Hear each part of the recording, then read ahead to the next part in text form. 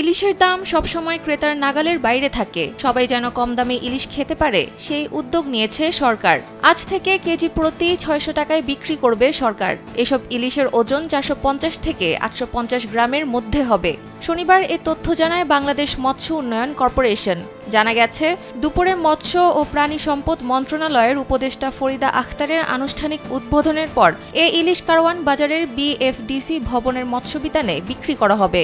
বিএফডিসির পরিচালক অদ্বৈত চন্দ্র দাস গণমাধ্যমকে জানান, এই লটে বিক্রয়যোগ্য ইলিশের পরিমাণ ৮৫০ কেজি। ক্রেতারা আগে আসলে আগে পাবেন। ধারণা করা হচ্ছে ১ সপ্তাহের মধ্যে সব মাছ বিক্রি হয়ে যাবে।